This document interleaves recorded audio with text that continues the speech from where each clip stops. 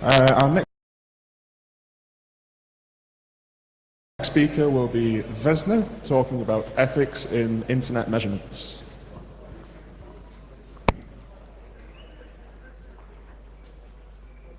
Hi everyone, I'm Vesna and I'm a techno addict. So as a community builder at RIPE NCC and as a hacker, I'm committed to questioning the values that we built into our communities and into our technologies.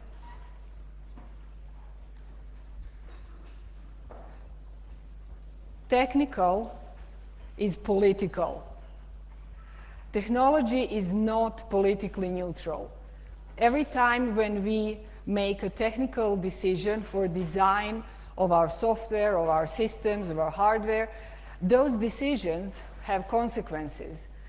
They have social consequences because they influence the distribution of power and privilege in the society. And the values and the points of view that we use in making those decisions reflect our ethics. As hackers, we used to be on the margins of the society. But since the internet has become more important in the life of a lot of people, users, normal people, everyday people, now we as hackers also have gained much more considerable power, and now we have the responsibility to use that power for good. But what is good?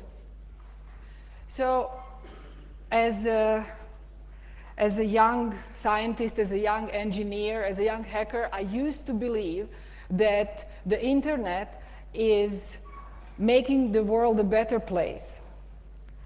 And now, 20 years later, I'm afraid that the internet is actually helping to destroy the world. So I have been kind of torn between this bright side of this symbol, where I've been thinking about the utopia that we are going to bring to the world and had this techno-optimist point of view, and the more dystopian visions and the more techno-pessimistic point of view as of recently. And then I started studying ethics, which is this area in the middle.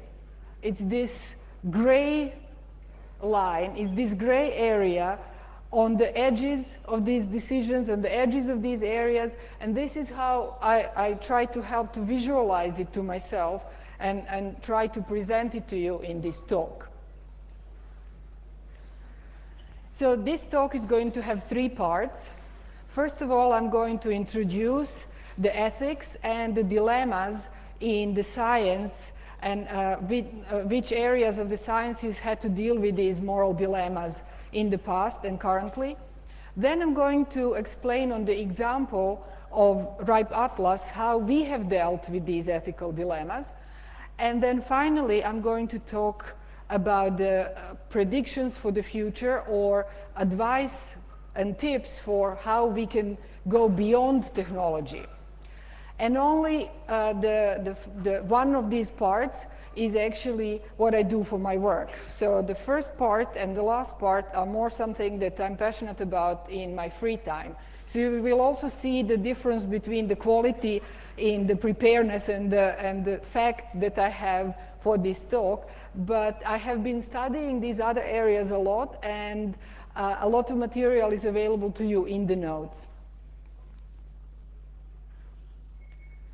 The definition of ethics is a branch of philosophy which is studying what is good and what is evil. So this is actually very important for my way of thinking of how can we approach the internet and the development of the technologies. And so since I'm not a social scientist, I went and read a paper by a group of people who went into a workshop which was then produced results called Philosophy Meets Internet Engineering. And a lot of these conclusions are based on such a paper. And this is where I got my introduction to the practical ethics. And so in this paper, it says there are three major ways of looking into ethical considerations: consequentialism, deontology, and virtue ethics. And translated to kind of a 5-year-old language is the first one. It means the first one is the ends justify the means. So if the consequences are good, then it's okay, it's fine, we are doing fine. The ontology is the opposite. It says the means should be good, the means should be moral, and then the consequences don't really matter. We can kind of disregard what the actual effects are. And the third one, it says if the actors are good, if you are a good person, then whatever you do, whichever means you use or whatever the consequences are going to be okay because they have been created by a good person. So you only have to make sure that you're a virtuous person. Now, all of these approaches have their pros and cons, and it's kind of difficult to implement them in practice. So there are three ways to combine them: the principalism, pluralism, and casuistry. And the principalism is mostly used with research of the human subjects, and it says, well, make sure that you are respecting these major principles. The pluralism says use multiple of these methods and combine them and try to get the best of both, of all three. And casuistry says, well, let's look at the things on case-to-case basis. Let's not be so theoretical. Let's just look at these examples that we have and maybe the similar examples from the past and make decisions on case-to-case basis. So all of these can be applied to the internet research. If we look at the science from the neutral point of view, then we can look at these categories of sciences, and we get the life sciences and the formal and physical and so on. And then there is applied sciences, which is mostly the technology that we are concerned with, like engineering, computer science. And all of them have ways of looking at them from the techno-optimist and techno-pessimist point of view. So the optimists say, science is wonderful, it's improving our lives, it's progress, it's bringing the advantages to all of us, while the pessimists look at the darker sides, and so there are always, in all of them, dilemmas that people had to deal with. For example, nuclear scientists, they had to ask themselves, should we take part in developing the atomic bomb? Do we think that nuclear energy is beneficial, or are there more dangers, and how do we balance this? The similar thing for the medical sciences. Of course, there are advantages, but there has been a lot of ethical and moral dilemmas for the medical practitioners. And then there is environmental movement that brought up ethical questions in the usages of pesticides and fertilizers. And so these are some of the examples. And now we come to the examples closer to us from the computer sciences. So then there is cryptography and artificial intelligence, where the robots can actually bring us a lot of help, but they can also kill people. You can get cryptography for enhancing the privacy, or it can be used for surveillance. And then you can use the databases to track people based on certain categories. And then the networking. So I will talk mostly about networking in the next slides. And there is also a programming side of the computer sciences. So here I don't really have to tell you at FOSDEM about the free software, but I had to include it into the slides for the completeness. So you could use the programming for freedom, or you can use it for profit. And this also expresses your ethical values, and it also embeds the ethical values in the software, and how can it be used further. So in this way, the code is politics.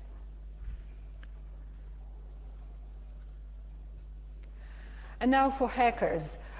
So the hackers has been seen as those people who are using technology in the unconventional way. So in the playful way, in the creative way, or even in the disruptive way. So in that sense, the hackers have a very dialectic relationship with the technology. On one hand, the more tech, the more material for the hackers to hack and to play with. On the other hand, since they try to break it and try to use it for the unconventional purposes, they discover vulnerabilities, they discover the holes, they discover different ways in which technology can be used, but then that gets incorporated into the mainstream technology again, and then it gets used for the mainstream goals, the ones that hackers didn't intend it to. So there is always this kind of power struggle between the hackers and the mainstream scientists and the technologists. And the ethical side of the hacking has been documented very well. This is just one of the examples. There are other ways to look at it. So the sharing and openness and freedom have been embedded into the ethics of hackers. And still, this is a very positivistic view. So in the last part of this presentation, I will come back to this and see how this hacker's ethics can actually be used on itself to question its own premises. So the hacker's ethics is very much connected with the early days of the internet, where the internet was also supposed to bring us all the freedom and to connect us to each other, to enable communication so that people are going to get greater understanding of each other, and so the conflicts can be avoided if we would all be able to talk to each other. It's going to bring the freedom and the democracy and to liberate us all. This is a very techno-optimistic point of view. But in the recent years, there have been other sides of internet technologies revealed. And what do the techno-pessimists see when they look at the internet nowadays? Well, there is the huge usage of energy, which also includes the usage of fossil fuels and all the consequences that come from that. There is the exploitation of the people who are creating and building the internet. So the people who have to mine for the resources to build all of the equipment, and the people who actually build our equipment. And then there is the pollution of the environment. The internet can help us to delete our differences, but it actually also increases the differences and deepens the digital divide. While the first world gets the clouds and the shiny data centers, the third world children have to work in the mines and have to pick through our electronic waste. So this is another way to look at the effects of the technology. Then there is surveillance. I won't even go into this, because this has actually been kind of predicted by the philosophers of technology in the 80s, where they said that if a government would ask us to carry a device which can reveal our location at all times, and it can listen to our conversations, it can take photographs and then share them with authorities, we would refuse that. We would even revolt against such an idea if it would have been brought from on the political grounds. But if it is presented to us as technical innovation, well, we all have mobile phones nowadays. So this is also something to think about. How else is the political connected with the internet? Well, there is internet governance. But this is a much larger topic. I can talk about this for an hour, and you will probably have to come to SHA, to the next Dutch Hackers Camp, to hear me talk about this. So, internet. In order to determine how the internet functions, we need to perform the measurements. Now, we are techies, we are engineers, of course we can do measurements, we know how to do this. But the measurements on the internet are not only a technical problem anymore, because the internet has become this whole socio-technical system. We do have to consider other things when conducting internet measurements now. And so this is why now the internet engineers and the software developers and the researchers have to busy themselves with studying things like ethics. So since we are more knowledgeable than the users that we are conducting these experiments on, we have the responsibilities towards them. So we have to explain to them what information are they sharing with us, what kind of impact can that have, and we have to get their consent. But not just for them to click on the terms of services, we have to get their meaningful, informed consent. They have to understand what they are signing if they're agreeing to that. So that's one thing. So we have to deal with people. And even when designing the experiments, we have to weigh the benefits for us and the costs that are probably not going to be borne by us, but by somebody else.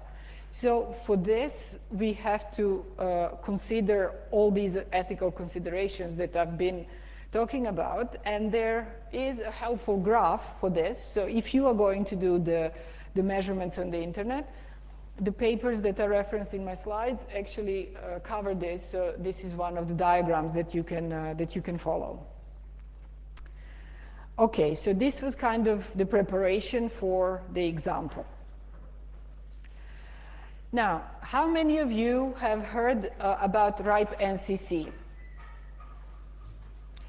Great. How many of you have heard about RIPE Atlas before? It's kind of the same people, and it's almost 2/3, but I have to do this very short introduction. So RIPE NCC is one of the internet registries, regional internet registry for Europe, Middle East, and former Soviet republics, so this yellow part on the slide. And there is 4 more regional internet registries. And so we embed the ethics in our work in a way that we are all not-for-profit organizations. We are all open and transparent, we are neutral, and we are governed by the communities, by our members, and we are accountable to these members, to these communities. One of the main jobs of the Regional Internet Registry and RIPE NCC too is to distribute IP addresses. So we distribute them in the hierarchical fashion. We get them from IANA, and then we pass them on to local internet registries, which are mostly internet service providers, corporations, banks, governments, so large organizations that need a lot of addresses, and then they give them further to their customers, to the end users. And I'm only talking about IPv6 addresses, because you all know that this is the current internet protocol, and the other one is a legacy one, because there isn't any IPv4 left. And yeah, good.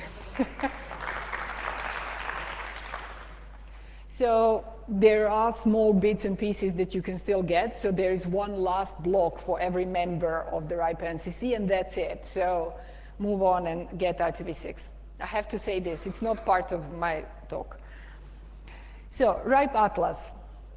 Apart from distributing these IP addresses, as a neutral organization, RIPE NCC is also performing internet measurements.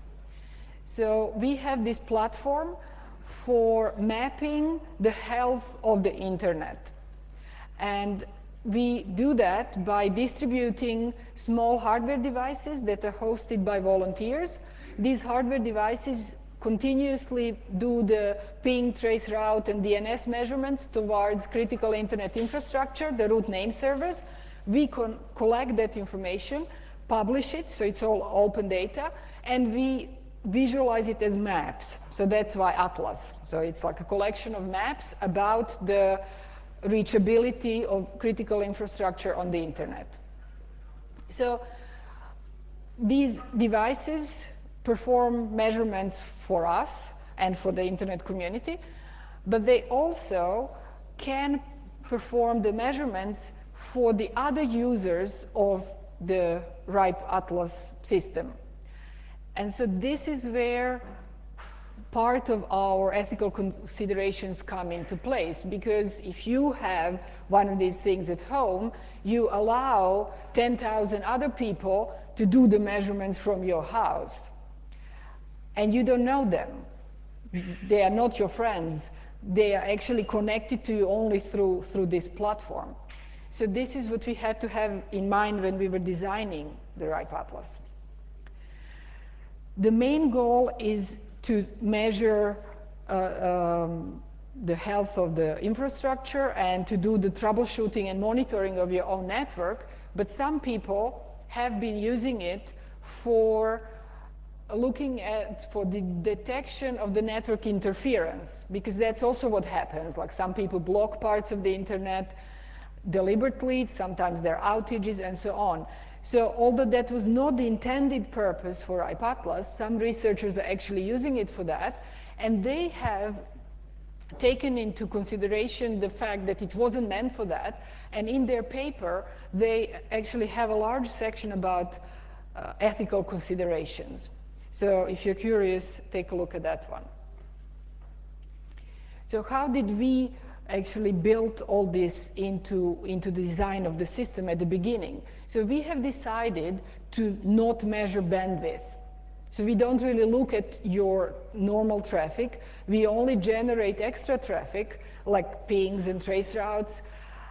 And that is so that we can claim that we don't have any access to the user's traffic.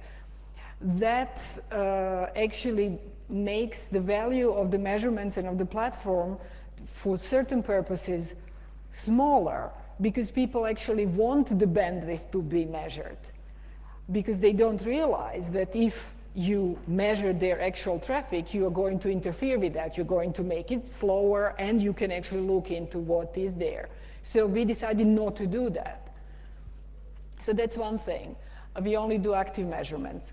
Then all the data that we collect is made public, and it's freely available. All the APIs that we use are also documented and freely available. The source code of the measurements on the probe is there on GitHub, and then the tools that we provide and that our users write are also free software. And the last thing that I want to mention, because then there are more things, they are all published already on the FOSDEM interview page.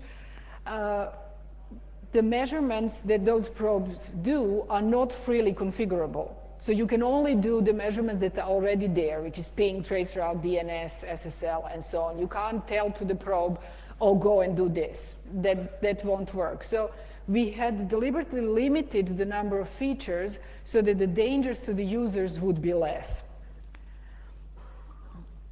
We don't know all those users, but some of them have cats, and we really don't want any harm to come to those cats.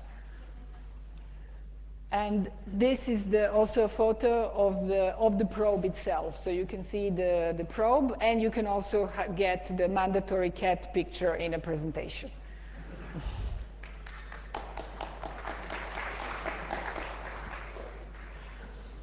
So once we have come up with this system, well, it wasn't over. We had to deal with all kinds of questions later on, especially because we have a very critical community like you guys.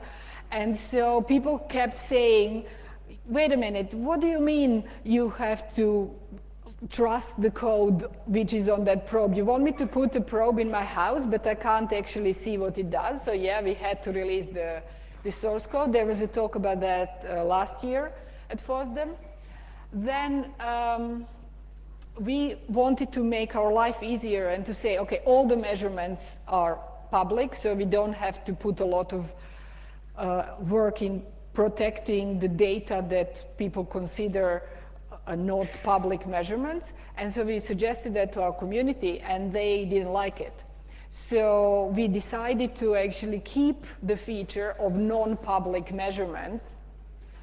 And so that's still there. So if you are deploying some new part of the data center or whatever, and you want to do the measurements to that equipment, but you don't want everybody to know immediately what the performance is or whatever, some of those measurements can still be marked non-public, and they will be not easy to find through the Atlas system, but that's why we don't call them private, because they're actually never going to be private. Then in 2015, we introduced HTTP measurements, but we also kept them very limited. They only can be done towards so-called RIPE Atlas anchors, which are part of our infrastructure and are controlled by us, so they cannot be performed by users to random websites on the internet. This is a way to protect the user, especially in the countries with oppressive regimes, where if you would go to a forbidden website, then there would be really harsh consequences for your life, in real life. So this is another way to deal with these dilemmas. And then we also performed a security audit, and the results are published on our website on this URL, because our community is partially hackers, and hackers are going to hack. So we got a lot of reports of people opening the probe. It's like, oh yeah, let's just see what it actually does. And yeah, it actually does what we say, but sure, go and check it out. And so they were very nice to actually follow the responsible disclosure procedure. First tell us what they have discovered. And there were some bugs. There's always bugs. So we fixed them, and then we publish the report there. Yeah, that's what you get with the critical community. So we also have a lot of probes at hackerspaces. If your hackerspace doesn't have one, I will have some probes with me tomorrow, or you can also just request them, and then we will ship them to you. So if you want to take part in those, we already had 4, and there is another one coming up in Amsterdam. Or if you are a student or a researcher, you can get help to present your work at the conferences that we organize, the so-called RIPE meetings. You can apply if you are researching some of these topics. Or if you want to write a report about some project and so on and reach the RIPE community, we have a platform called RIPE Labs where you can publish that research. Do we take questions only at the end or now? How are we doing with that? Now we move on? Okay.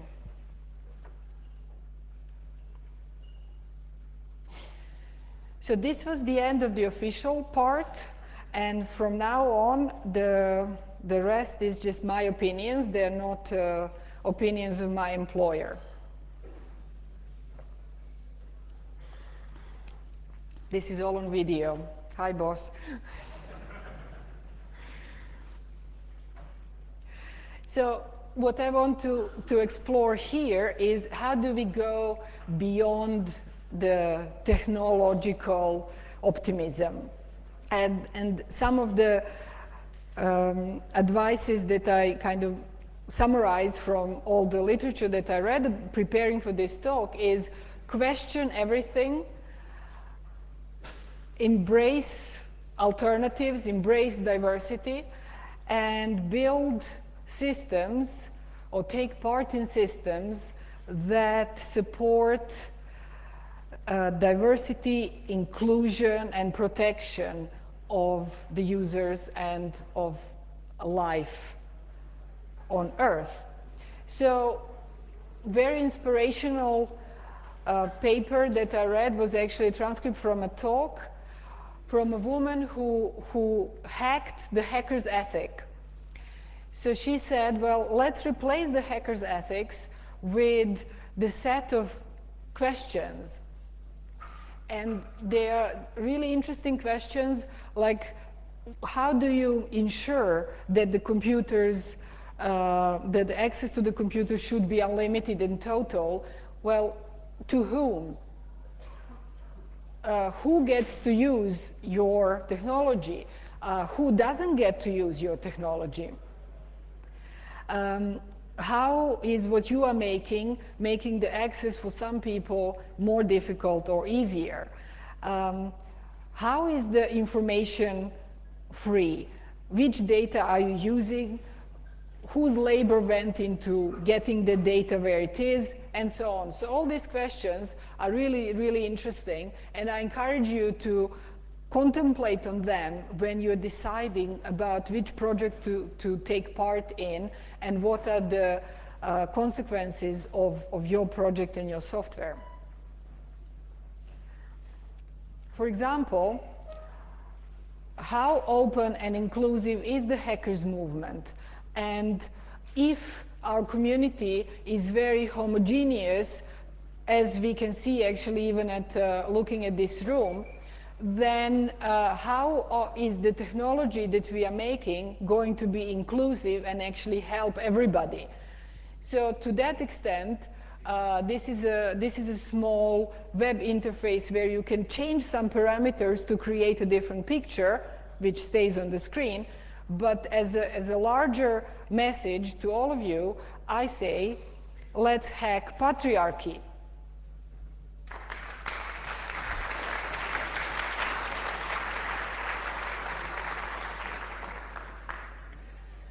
Here are some other questions to use for conducting your networked research on the internet. So there is a lot of information here. I won't let you read this. I will let you read this one, because it's big letters and it's easy to read.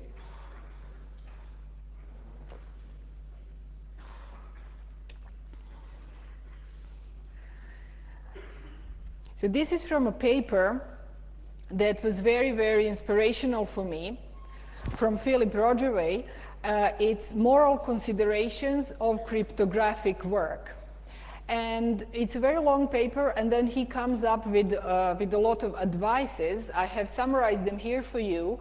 And then there is like 3 that I want to stress. Take into consideration the ordinary people and their needs when you are developing your technology.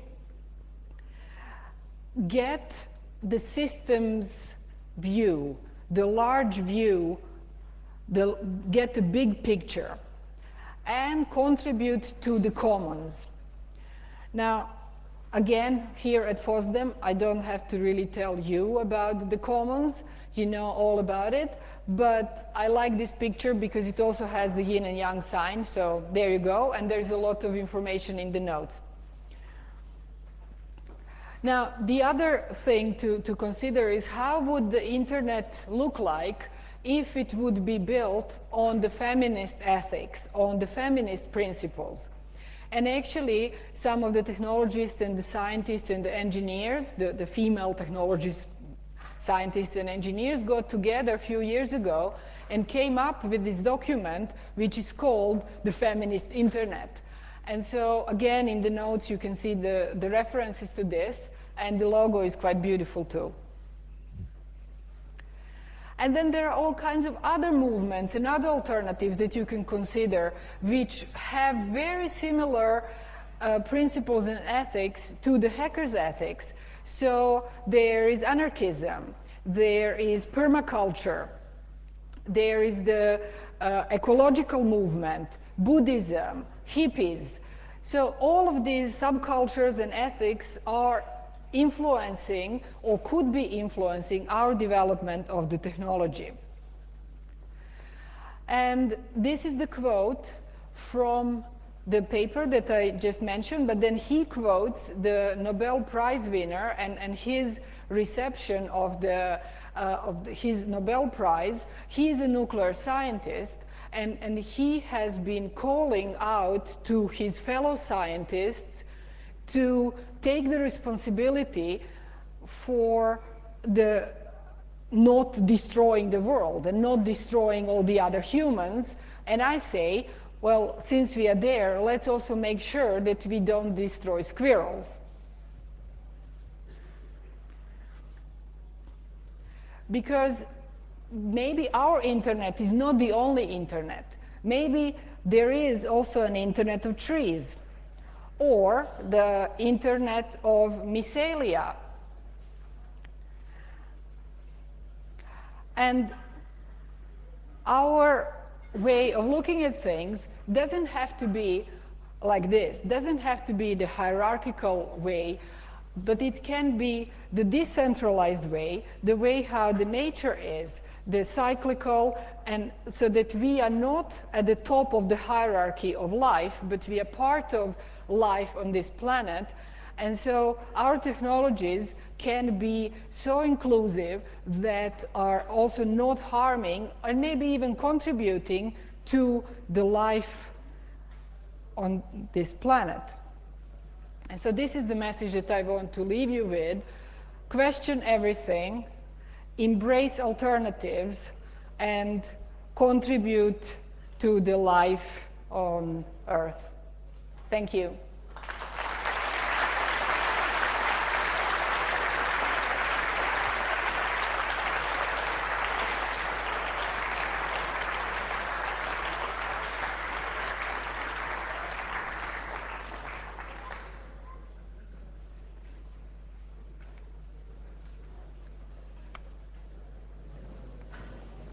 Okay, question everything. Start with questioning me.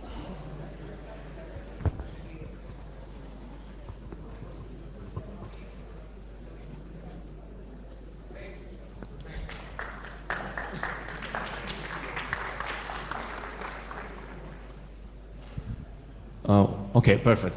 I really thank you for your talk. I mean, as a community or hackers, developers, I'm a scientist, okay?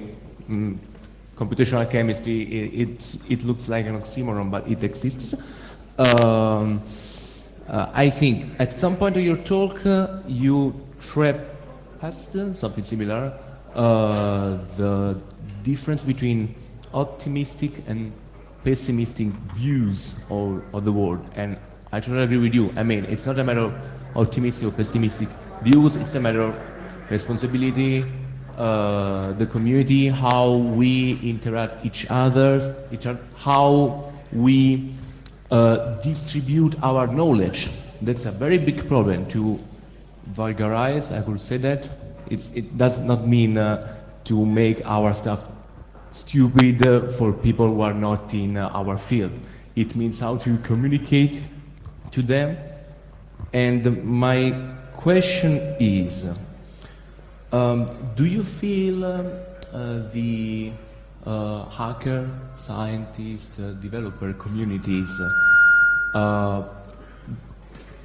do they question so much the authority? Do they seek for power to change this world and not made so ugly, something similar? Or do they go more and more kind of individualistic? I mean, I looked at a very few groups that question authority a collective way, and not anyone with his or her or star own ethics. Okay, that's a very good question, and I think that you already answered it yourself. So there are hackers that do, but that do actually question authority and work into enabling other ways of distribution of power, empowering those that are weak. But I'm afraid that majority of hackers do not even think about that. Majority of hackers are more like technological tinkerers. They like to play with technology and do not like to think about how is this technology used to for political purposes. And that can be dangerous, because then all the advances that they make through their work, through their tinkering, can be then abused by those in power to get even more power.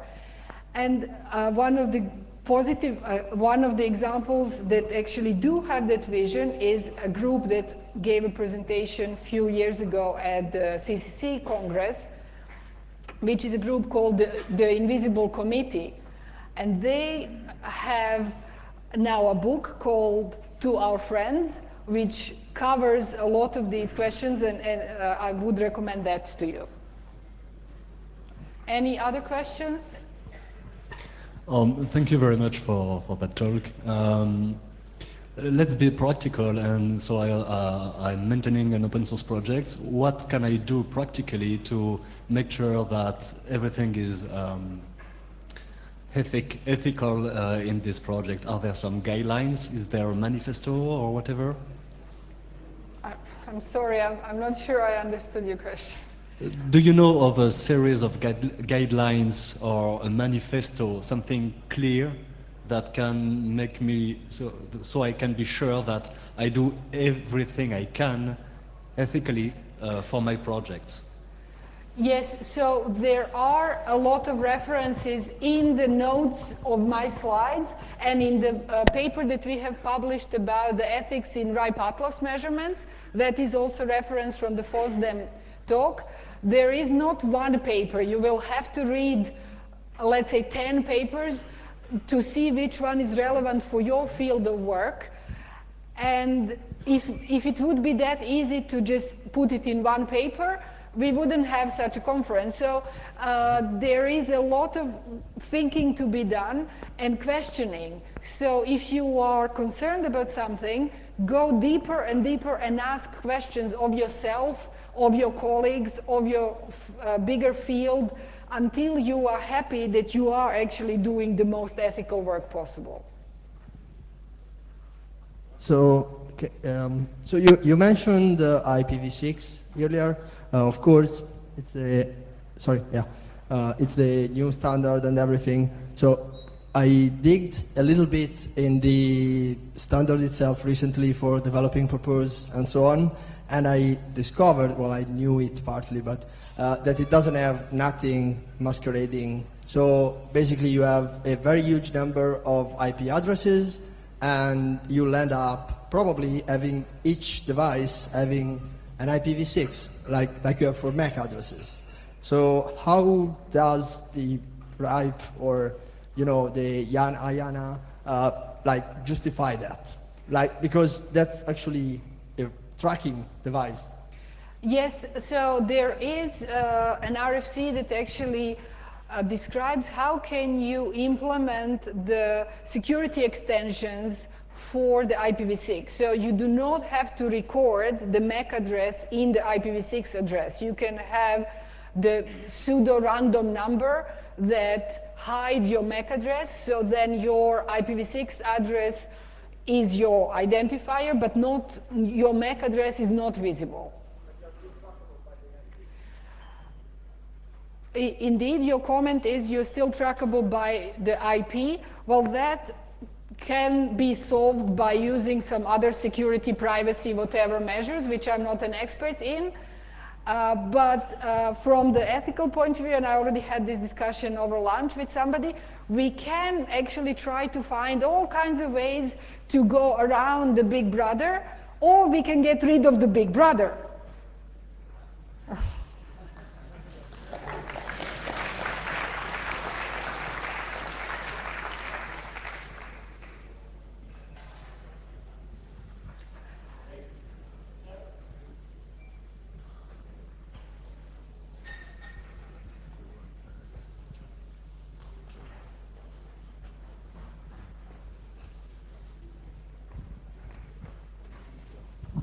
Hi, at first, thanks for your talk. It was very interesting.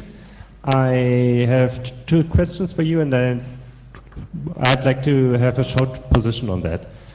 The first thing is auto-updating the Atlas probe. If you enable auto-updates, you're in the opportunity to who will penetrate a private network just by pushing a backdoor. If you're not, you are not able to fix a critical security vulnerability. And the second thing I'd like to hear position is the freedom of use in open source software. It usually includes military use, and I don't like this. And this is my biggest problem with open source software. So can you explain your position on these two issues, please? Okay, yes, the first one I can, the second one I would rather not. So the first one, it was, do we have the automatic updates and how for the RIPE Atlas firmware? So they are pushed by us. So that's the only way of updating. So the probe only connects to the centralized infrastructure by RIPE NCC. And when we decide that there has to be an update, then we let the probe update itself. So in the meantime, if there are vulnerabilities, then they are available there. The probe is not updated. So in that dilemma that you presented, we have chosen one certain way. And the other question is, I think, discussed very much as a topic at FOSDEM, and I'm sure you can find people who are more knowledgeable than me, but if you want my personal opinion, then we can do that over a beer. Okay. If it's okay to the presenter, I have a short reply to the second question. Sure, but we have to hurry because I know, we it's have short. 5 minutes. It's basically, it's your ethics that decides that it's not okay. So you're asking for contributing, giving to everyone except the bad guys, but you're the one deciding who the bad guys are, and well, they should present the problem to you. Because, yeah, it's subjective always. Okay, you can also have a conversation over a beer. There's a question over there. And can we make that the last one? Thank you. Okay, I am active in community networks that act at a layer level. And so internet is not made just from companies and customers. There is also people that will self-organize to get connected to the internet. And in community networks have participated to a project that is set Confine in European community to take statistics. It sounds very similar to RIPE Atlas. I would ask if there is in act some cooperation between RIPE Atlas and Confine project. Yes, thank you. I'm very much interested in the cooperation, and we can talk about it later. Okay, thank you very much, and go question things.